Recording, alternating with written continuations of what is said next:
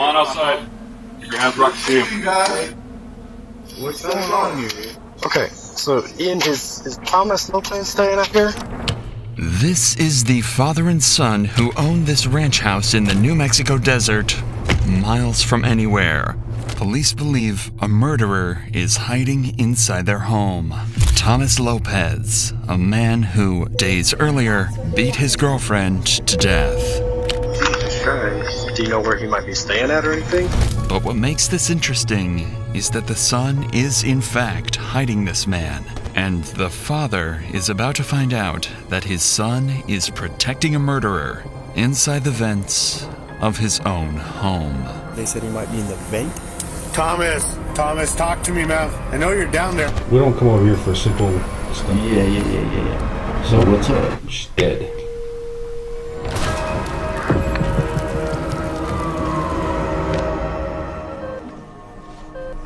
On the 24th of February, police were called to a hospital in New Mexico to investigate something horrifying. 26-year-old Sabrina Calderon had just been brought in, unconscious, covered in bruises, barely clinging onto life. So her name is Sabrina Calderon.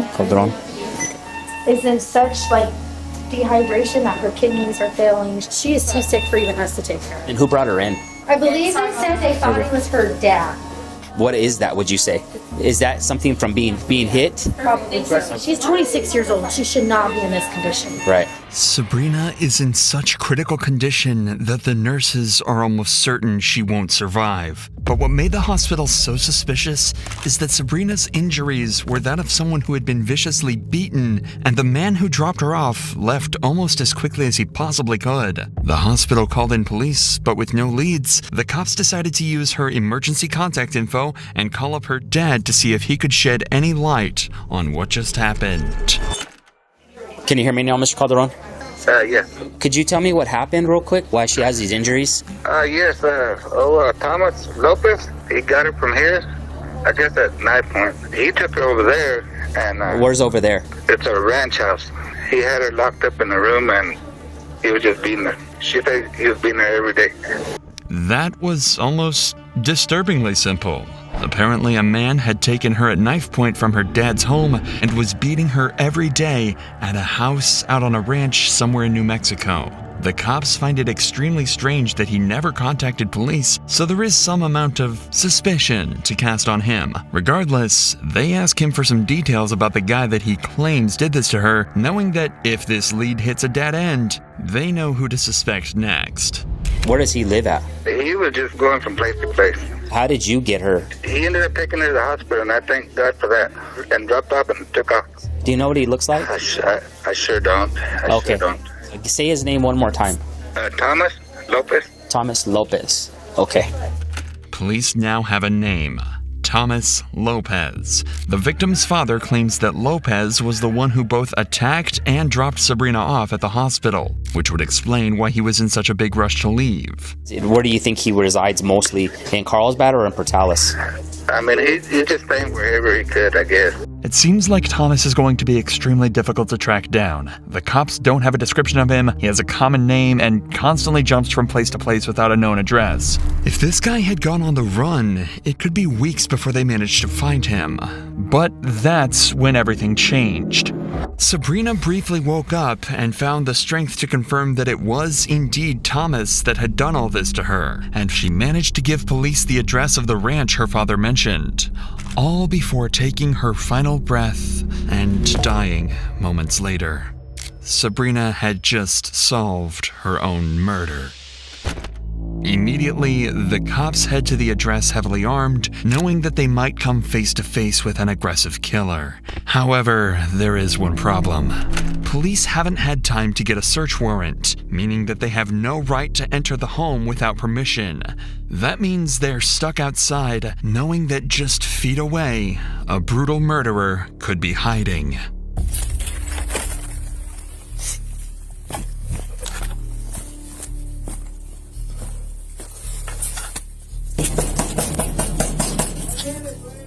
Ian, is that you? Ian, come to the front door for me. Hold on a second. Who is it? It's the sheriff's office. Let me see your hands. Come outside. Let me see your hands. Let me see your hands. Is the dog okay? Yes, sir. Hey, Rice, I got contact. I don't have nothing. Okay, sit tight right here, man. Okay, yes, sir. Sorry. This is Ian, part owner of this ranch and good friend of Thomas Lopez. Sabrina had told cops about him and said that he could be vital to tracking Thomas down. At this point, the cops have no idea how much Ian knows, but they do know that his house is supposedly where Sabrina was attacked. For all they know, he could have been involved as well, so they have to be extremely cautious when dealing with him and clearing out the house. Who's all here, man? My father, my friend, Bugsy. What's Bugsy's real name? I don't know. Come on outside. Keep your hands where I can see him.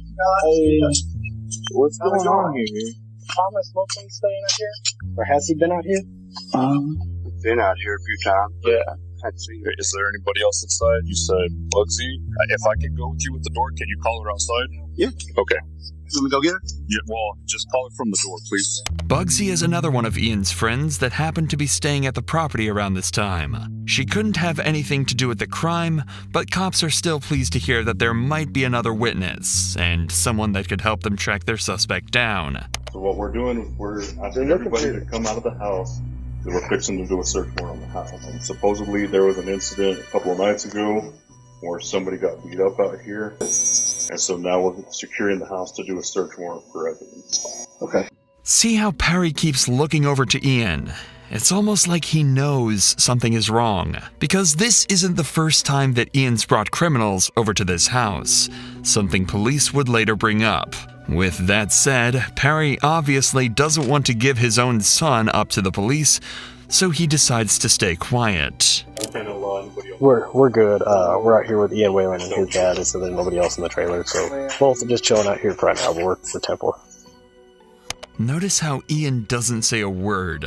That's because he, just hours earlier, helped Thomas crawl into the vents inside his house to hide him from the cops. However, his father has absolutely no idea. Yeah, we're good. We're good for the next few minutes out here. Just your warrant? That'll work. Thank you. Well, we don't have it right now. We're getting it. Like I said, we just Don't came have here. it? Okay, well then we don't have to do anything you say. We're securing the house. You don't actually have a warrant. No, I do not have a warrant. Okay, Ian. Hold on. I can't do Hold anything. on. Come here. I'm exercising my right. Ian, come here so we can talk. Okay. Would you mind if I walked inside with you, just so we can make sure there's nobody else inside? Sure. Okay, I will go with you. Like I said, I'm not looking for anything except for just make sure there's nobody inside. They're still not 100% sure that the house is empty. Ian mentioned someone called Bugsy, but wasn't sure if they were still around or not. So the officer prepares to head inside and clear the scene with Ian. Okay.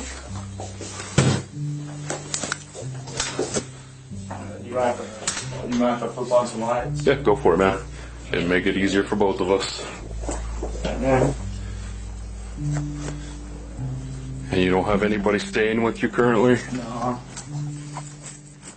No. I just want to make sure, not somebody waiting behind me, Dog shit's back here, man. So like, Okay.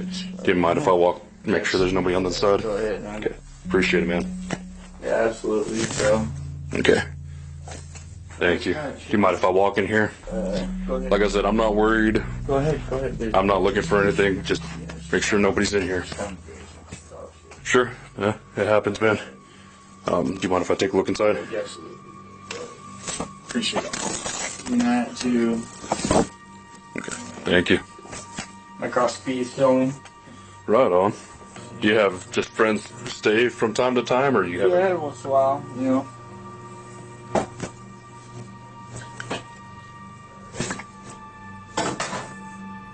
Hey. Sorry, my bad. Hey, I'm right here. Okay, come back here. What? You under the covers. Let me see your hands. What's up? Hey, There's somebody under the blanket there. You under the covers. Let me see your hands. Let me see your hands. It's not a guy. But you see, it's not a guy. Okay. Alright. Mind coming with us, ma'am? You're looking for a guy. Okay. No, she's fine. You're looking for a dude. We're not looking for her, but we do, ma'am, need to ask that you come outside with us.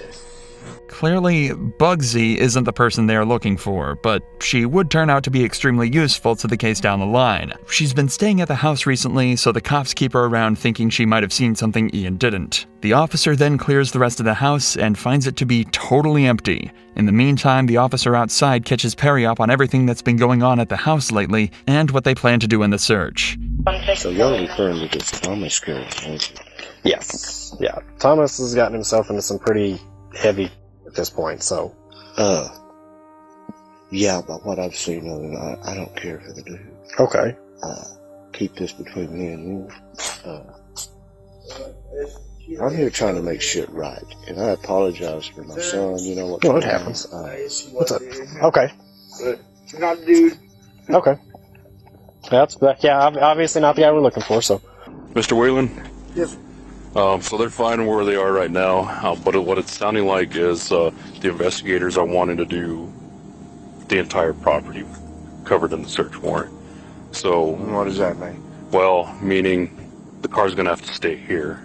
Okay. They're okay in there for now, but they are asking The entire property? Yes, Y'all sir. want to go through the barns? Yes, sir. That's what it's sounding like. We could probably go do that right now. Well, The well house is locked up and the barn's unlocked. okay. But I could take y'all on a tour if you wanted to. Yeah, we're gonna wait for them to get the paperwork done, just so that I don't think, I'll be honest with you, I don't think Thomas is hiding in the shop or something like that. But on the off chance that he is, I don't want him to have the ability to talk to a lawyer and say, well, they illegally searched the barn. Even if we have permission at this point, we're just gonna kind of stand by and do it by the books of the paperwork, okay? The thing is, Officer Rice was wrong thinking that Thomas wasn't hiding on the property. Had he gone looking for him on his own, things could have ended much, much worse for him. However, the day is coming to an end, and it's time for the officers to go over everything they've figured out so far. However, they can't risk Ian or Perry overhearing any of this. See if you can figure out why that might be, and we'll reveal it after this clip. She's been living here? Probably. Did you ask her? No, I haven't asked her expressly. I would ask her. Because if she has been living here, she might have witnessed this. Sorry, I don't mean to be on edge, but you know, yeah, especially after. yeah. But, I guess the way to look at it, she died from that whole situation. Like those beatings. I see. I'm guessing there was some internal injuries. Okay. So it wasn't like you tracked her down. That's the way it seemed. Okay. The officers are clearly trying as hard as they can to conceal the exact details of the case from Ian and Perry. That's because detectives plan to interview them later, so the less information that gets put into their heads, the better. This is usually for two main reasons. If they're guilty of something, this stops them from changing their answers to hide evidence based on what they know. Or if they're just a witness, it stops them from giving answers based on what they heard from the cops rather than what they actually saw, protecting their credibility in court. It should be made clear that this isn't the first time that cops have been dispatched to Ian's house. And in fact, multiple criminals had been arrested here before, though never Ian himself. He just seems to hang around with the wrong people. Let me tell Ian. Okay. Hey, listen, they're expanding the search to the whole property. We cannot take the car. Okay. So the thing is with it, Ian, is you guys physically yourselves are not being detained, okay? Any other than I guess today, any other issues going on? No. Nothing? Okay. That's good, I guess. Fortunately, no. Yeah. Got a nice place out here. I'll be more selective about who comes out. Yeah. Yes, dude, honestly, when I lived out in the county, if I had friends over and they brought somebody I didn't know, I would straight up tell them back, guys, I'm cool with all y'all. So, but him, I don't know him. And if I don't know him, he doesn't need to be here. If you haven't noticed, the longer this goes on for, the more uncomfortable Ian seems to get. And as that continues, the cops start to get more suspicious too. After having multiple criminals caught and arrested on his property, you'd think he'd start to be more careful about who comes over. That's what made the cops suspicious here. If he's been hanging around so many criminals, he might feel obligated to cover up for them. That's the main thing on the officer's mind when he decides to bring Ian to the interview room, but they actually decide to wait before questioning him. They have a fairly large number of witnesses for the case, so they want to get as much information from the others first before talking to the riskiest of the group. Ideally, they'll get information that could help catch Ian in a lie and force him into telling the truth. So they start by questioning his father, Perry, the owner of the property. Too many people coming and going. I'm getting sick of this shit. So you were in your room. They had been there a couple of days. You heard her getting slapped. You knew she was getting slapped by the way she was sounding. You peeked out. Ian was telling him, hey, y'all need to calm, quit, or whatever he said. The girl outside, this Elizabeth chick, and some other guy gave the girl that was being slapped after she said, y'all need to help me. But that, apparently, this is two different women. See, I thought the girl that got beat up was not this girl. I don't know. I'll stay back in my room. But you saw a woman getting beat. Yeah, but I didn't think it was her. She was already in Carlsbad, right? Is it time for She just barely got in Carlsbad, probably Friday. It seems that Perry absolutely heard Thomas attacking at least one woman, but wasn't able to confirm who it was. He backs up Ian's propensity to let anyone and everyone over to the house and tells the cops that it was bound to end up badly eventually. If Perry can identify the girl that he saw Thomas hitting, though, it could be a massive help for the cops, as it would mean all the evidence lines up and they can begin their search for him immediately. Suppose we just got you got the faces mixed up? Because you don't see him sure, but you knew it was women. I thought there's two. There is Thomas did beat up another girl that he has warrants out for his arrest now too. That's why he's running. Does he beat up every woman he comes in contact with? See, I thought we was talking about another woman. I knew of this chick, the picture you showed me. I knew of her going to the ER. But the chick that I heard through the wall saying, y'all gotta help me, was not her. Perry is saying that he had heard Thomas beating a girl up, but that it was a completely different girl to the one that they were looking for. So now, there was even more reason to catch him as soon as possible, as it seems like this wasn't an isolated incident at all. Maybe I'm confused. Because, okay, once she went to the ER, she never went back to the house, right? Okay. I'm thinking of another chick. Does that make sense? No. But we'll figure it out. I'm sorry, man. I'm sorry. This whole thing is just confusing for me. I need to be more involved, I know, with who comes and goes, but, you know, he thinks he's a grown-ass man now. Ian's gonna have to start putting his foot down about who stays at the house. Plain and simple. Well, we need to get this f***er, man. Perry unfortunately didn't have much else to add, so now they turn their attention to Bugsy, their surprise witness who might just have the answers they're looking for. Okay, because you might have seen or heard something that happened out there at Ian's house a couple of days ago. Honestly, I just got there today to do some laundry, so I have. Well, Ian says you were out there a couple of days ago whenever this incident happened. Okay. Okay. Do you know Thomas, the guy that's always out there with Ian and all them guys? Thomas? I mean, I've seen him a few times out there. Yeah. I mean, even if I was there, I didn't see none of that. Did you hear any of it? I didn't. At first glance, it seems like Bugsy might not be as much help as they anticipated. But things can change quite quickly when a witness is told just how serious the situation is. That's why the officer decides to let her in on what happened to Sabrina and see if that jogs her memory at all. The reason we're here is because there's a girl that was with Thomas. Today, she started having complications from what Thomas and Sabrina had an altercation over. Okay. She is now deceased. Unfortunately for the cops, this didn't change the fact that Bugsy hadn't seen anything at the house. However, she was able to give them one piece of information that could end up proving infinitely more useful than what they were hoping for initially. She gave them the address of another house Thomas was known to stay at. Inside that house is actually another one of Thomas's victims, and the police are about to discover that he's actually a serial domestic abuser.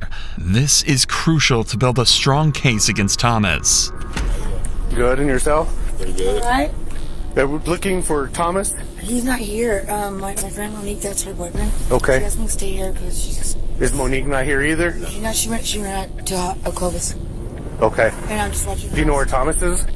He's not supposed to be here. We just here. really need to talk to him. He's not supposed to be here. We changed the locks for her. Changed the locks for her. She's really scared of him, so... Oh, yeah? Yes, we changed the locks for her. Okay. She doesn't have a phone. Was she battered a while back? Yes. Is that what... that? Do you mind if we just make sure he's not in the house? That's fine. You know. What's that? I'm her friend. But nobody else is in this house? Yeah. The only thing is that she called me, said she was scared of him. Uh-huh. My boyfriend changed out the locks for her. He took her phone Oh, he took her phone? Yeah. When you're saying her, who are you talking about? Money. She hasn't been here all day. I can't stay here for her. But she still lives here? Yes. She hasn't had contact with him that you would know of? She pretty much had nothing to do with him? How long ago was their incident that happened? That was yesterday. But she called me and told me to come change out her locks because she's scared of you. It turns out this is the home of the other girl that Thomas had reportedly been beating, which, if anything, is worrying the cops even more. Since we know he's not limiting his violence to one girl, it would make sense if he's hiding out here waiting for this girl to come back home. The homeowner, however, is telling the cops that he's not here and she's not seen him for days. Is she working or where is she at? She just got a rehab. And so she went to Clovis with her daughter. Oh, I mean, I guess that's what I mean. It was about 7:30 yesterday. Does he have any friends around here that we know of? That he hangs out with? Family? I know of him because she's my friend. But I know she don't have nobody who terrorizes her. Do you think he still has her phone? Oh, he does. Get that number. He does have her phone. The officers continued to search every room in the house as well as the attic, but weren't able to find him anywhere. According to everyone they talked to, Thomas had gone off the grid and was nowhere to be seen. But there was still one person they hadn't talked to. The one person that they knew was acting strange from the very beginning. Ian Whalen. If anyone was going to know where he was, it was going to be Ian. So later that night, they brought him into the interrogation room for hopefully the last interview that they'd need in this case. Their cameras are down, so I'm using this thing, okay? Okay. I'll explain to you why we're here talking. You're not in any kind of trouble, okay? Thank God. You're not in any trouble. You have any idea why you might be down here? Well, yes. About what? Because of the fight or whatever, I guess, that Thomas had. Right? You know anything else about it? No. Remember, Ian hasn't been told any details of what actually happened yet. He doesn't know that Thomas killed Sabrina, or even that there was a physical exchange. But that's all about to change in just a few moments. Tom, let's talk about Thomas Lopez. When's the last time you seen him? It's been about like a day or so. Day or so? What about his girlfriend Sabrina? About a day or so. Okay. What happened between Sabrina and Thomas? I just like heard an altercation. I didn't like see anything. I just heard them screaming at each other enough to where it alarmed me. Were they inside your house when they did that? Yeah. When they were screaming? Mm. Okay. Was there anything physical going on, or just screaming? Did you see anything physical? Did you hear anything physical? Did you hear her yelling stop, or him stop, or anything? No? So whenever you heard screaming and stuff, where were they at? Like, I guess it would be like down towards the kitchen area. I don't know, I heard them yelling and whatnot, and I went out there and I was like, hey man, are y'all okay? And they're just like, yeah man, fine, you know. And what did she say? Nothing. It's clear Ian was around when the fight happened, but it seems like he didn't realize how bad things had actually gotten. Apparently Sabrina was actually crying when he went to talk to them, but he just figured it wasn't his business and went back to sleep in his room. Do you know what the fight was about? I don't, and honestly I've got so much stuff of my own crap, like... Okay, when's the last time you heard from Sabrina? I don't know Sabrina. Like, I'm not making this up. Like, But she was, that's Thomas's girlfriend or whoever. I don't even know that. Like, I just know that there was an altercation between. I don't even know if this Sabrina is, if this is who, like... Messed up teeth? I'm assuming that's who it was. So that day that whenever we went out there, was it the same chick? As the officer mentioned earlier, Ian has a habit of letting people that he barely knows stay at his house. But it turns out this is a recipe for disaster. Since people know he likely won't get involved in their business, they see this property as an area out in the middle of nowhere where they can do whatever they want with no eyes on them at all. Initially, this only resulted in smaller crimes, robbery or drug possession. But this time, it turned into something much more serious, and Ian is now about to find out exactly what happened. Do you know why I'm here? No. Remember I told you last time we don't come over here for simple stuff. Yeah. Okay. I remember you told me that. So what's up? She's dead. You're f***ing me. What happened? Do you know? Well, from what she told us before she died was that she was getting her ass beat by Thomas over at your house in the barn with the golf club. Died? Mm-hmm. And so whenever you heard him arguing, when he just said he was getting pretty rough with her, what did you see him do? Like just slapping her. Slapping her? Well, I'm just trying to figure out what happened. And first of all, I'm telling you, if he was in your house, you didn't even know, so we can get him. From the very beginning, cops figured he knew a little more than he was letting on. Now he knows exactly what happened, how serious it was, and what the consequences will be if he doesn't give up everything he knows. Not only will he be implicated in the crime, but if Thomas is on the property and he ends up harming an officer, that will be his fault. The question is that enough for him to turn in his friend? When's the last time you seen Thomas? When even? Okay. Is he at your house? I don't know.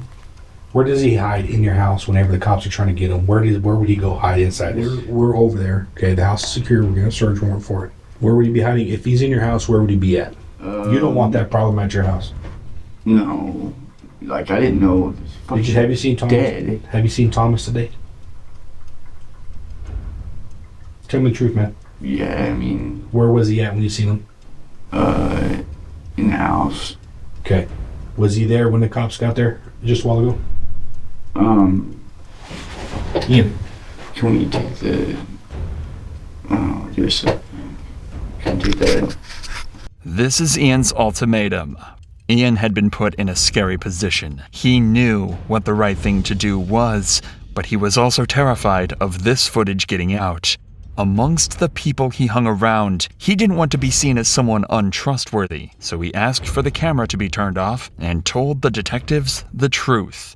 Ian admitted that Thomas was at his house. In fact, he was hiding in the vents. Apparently, that's where he was the whole time. Now the cops knew exactly where he was, but getting to him would be no easy task. To arrest him, they'd have to try everything they could to make contact with him, or else get into the cramped vents with a known killer. Right. I mean, he knows we're here, yeah. I assume he knows we're going to come back, I guess. I don't know. In the interview, they said he might be in the vent. Yeah, that's what they're claiming. That's what Ian is claiming, is that he might be. So if he's in a vent, the only one large enough for an adult that I know of is when you go in, there's a hallway that goes all the way back. Now, so there'll be a blanket in the hallway right now that covers it. As we go in, still clear all the little areas that we go past. I don't want to get fixated and have him come in behind us. Yeah, if you hit that vent, the only downside is you'll have 2 rooms to clear in the hallway before the vent. So the last door is literally next to the vent. We'll figure it out if anybody sees something weird. Several cops made it to the scene a few minutes earlier and have managed to locate the vent they think he's hiding inside of. Thomas, this is the Roosevelt County Sheriff's Office. Come outside.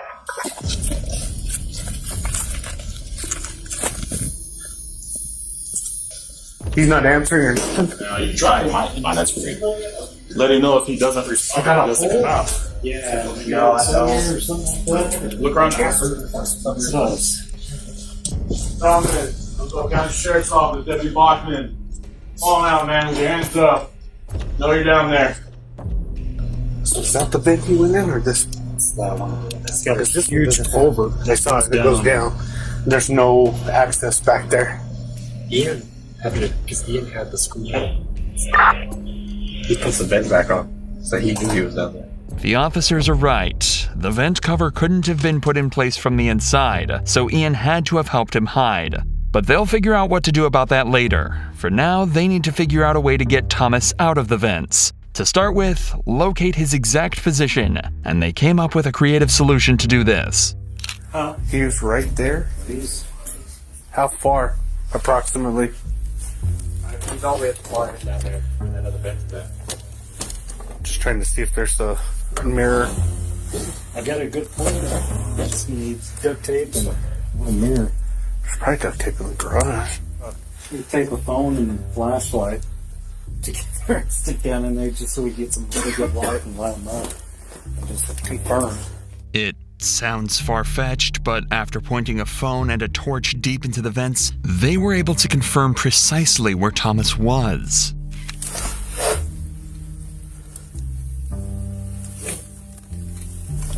It looks like you can see the back of his neck, a jacket, The problem was, he still wasn't responding, and they certainly didn't want to get in the vents with him. So while another group of officers checked the outside to ensure he couldn't escape, the cops tried desperately to reach out to him. But quickly, they started to get concerned about something else entirely. Thomas, if you can hear me, man, answer.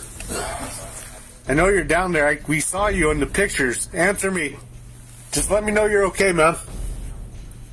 Are you okay down there? Here, no movement. No, that's not at your door. Like you would think that he'd shuffle a little bit. I haven't heard him. Well, it looks like he moved since. Yeah, but like no noise, nothing. Oh. Señor López, estoy invitado a la oficina de sheriff. Estoy abajo de arreste. Necesitas levántese ahorita. Thomas had been down there for hours now, possibly even days. The cops know he's there, but they haven't seen his face or any movement whatsoever. They're fearing the worst, but they still can't risk going down there with him. That's when one of the officers gets a genius idea. You're going to want to push him back this way because he's going to have to come out this way. Yeah. So if you introduce gas, you want to introduce it on that. Okay. If you have a fogger or you have pepper spray, yeah, I would introduce it down there. You want to do the same thing with a video? It may make him uncomfortable enough that he'll come out. That's going to make you cough. So now it looks like he's facing us. Hey, his head's up here for sure. Yeah, he went in feet first. Yeah, because you don't want him to crawl, so I would introduce it over there too. Push him this way. Yeah. Introduce it on that side. They're planning to shoot pepper spray into both ends of the vents, forcing him out. If he was to stay inside, he'd end up choking and writhing in the pain the gas caused. But it turns out, this plan was so smart and terrifying to Thomas that they wouldn't even have to put this into action. Hey, come on out, man. Dude, come on out. What did I do? Come out and we'll talk. I'm a little scared, sir. Well, there's nothing to be scared about. Come on out. Yes, sir. I've been beat up by the cops before. I understand, but nobody's going to hurt you. I just need you to come out slow. Something to eat? Yep, we'll get you something to eat. Go. We'll get you some. Good there. She might be so be fine. Got some dirt in there. You want to take the hood off so you shake it off? The concept of being stuck in the vents with the pepper spray was just too much to Thomas, and with some convincing, they were able to get him out. The ideas and tactics used in this extraction were far from textbook, but they were incredibly smart. Now they just had one more job to do: interrogate Thomas and finally figure out the truth of what happened to Sabrina. Move all this over here, okay? You speak English or Spanish? Both. Okay. You want preferably English though. Preferably English, and we'll stick with English. So listen to me. We are in America. You have the right to remain silent. Anything you say can and will be used against you in a court of law. Well, what we are here for is what happened with Sabrina the other night. That's what all this is about. There is an enormous amount of evidence against Thomas. Remember, everyone involved in the case has pointed the finger towards him, including the murder victim herself. But that doesn't mean he's not going to try and defend himself, notably without the presence of a lawyer. The story he chooses to go with, though, isn't the most convincing. Okay, we talked to Sabrina, okay? She told us what happened to her, okay? I need you to be honest with me and tell me the truth, okay? Were y'all guys fighting that night? It was just an argument, that's all it was. We weren't fighting, we didn't get physical. How many times did she hit you? I don't want her to get in trouble, sir. Okay, how many times did you hit her? I didn't hit her, sir. We just bumping each other, like, you know what I mean? Did you shove her down the steps for her to cause those injuries? I want to show her. That's my kid's mom, but... Y'all guys have a kid together? I don't want to hurt her. So tell me what happened in that bar. That's what she felt. And sir, we went back there and argued because we don't want to be arguing in that house. I don't want to get thrown out because I don't have nowhere to live, but... Apparently, they went out to the barn because they didn't want to argue in the house, and Sabrina slipped and fell down some steps, causing all of her injuries. You guys are arguing, okay? And it did get physical, but you didn't want to tell me what happened, right? Is that what you're telling me? It got physical, but you didn't want to tell me what happened? No, I said we just kind of like we got in each other's face about it. Was that the same night you took her to the hospital? I mean, it was ongoing for like a couple of days. So you guys were just like basically arguing for 2 days? Pretty much. When was the pushing and shoving? I want to say pushing and shoving. We just kind of The chest bump or whatever you want. Yeah, when was that? That's during that night when she fucking fell. Okay, so you guys do this chest bumping. Because we don't want to argue in that house because I don't want to get thrown out of there. Thomas is also claiming that he didn't hit her or even push her around. The worst they did was get into each other's faces and bumped each other's chests. As I'm sure you're aware, that's not exactly consistent with Sabrina's injuries or what she told the police. But Thomas's story gets even more unbelievable as he continues. So then you guys go out to the barn. What happens next? We're just sitting there, just smoking a cigarette and stuff. We're up there. So you guys go up, and you like upstairs in the barn? Is that what you're saying? Yeah, in that loft. We start up there, and then she starts coming back down, and she fucking loses her footing, and there she goes down the damn steps. So when was the pick her up, walk her to the house, and she's like, well, if I can't bear it no more, then I need you to take me to the emergency room. So when was the chest bumping or all of that? Where was that at? It's kind of in the beginning when we got in there, then that's when. How'd she fall down the stairs? She lost her footing, I guess. Like, you look at the stairs and there inside that place, there's a big ass gap between each. It's not constructed pretty good. It's like some shit somebody just put together. Like, are we talking from the top all the way to the bottom? It's like halfway. Maybe towards the bottom, she lost her footing. Okay. All kind of junk and stuff that's in that barn. Yeah. So, not only did Thomas not have anything to do with her injuries, but when she got hurt, they'd already made up. He believes that this story has explained away why Ian will have heard shouting in the house, why they went out to the barn, and why Sabrina got such horrific injuries. This is why it's so important that detectives keep as much of the evidence as possible secret. He's constructed a story that technically covers up all the evidence that he thinks exists, and while it's not comprehensive, it would definitely make proving his guilt in a courtroom slightly harder. But it doesn't explain a huge number of other things, like how the injuries were sustained by a golf club or the drugs Sabrina said he injected her with. Both things he doesn't know the cops know about. And in fact, he was never able to explain these other things away. There was simply too much evidence for Thomas to deal with, and he chose to plead guilty at his trial. Nurses from the hospital told the jury that Thomas had initially told them she'd fallen down the stairs too, but Sabrina immediately refuted this claim when she woke up. She said he'd hit her multiple times with his bare fists, struck her multiple times full force with a golf club, and had her tied up to a chair in the barn for a large amount of time while this all happened. Even worse, she said this had been going on for around a month, and for the entire time, she felt as though she had been held captive. Obviously, there wasn't much Thomas could do against this defense, and he was convicted of murder, kidnapping, and resisting an officer. He was sentenced to 18 years behind bars. If you're interested in watching our uncensored, extended 2 to 4 hour coverages of these original cases, make sure to check out our Patreon linked in the description.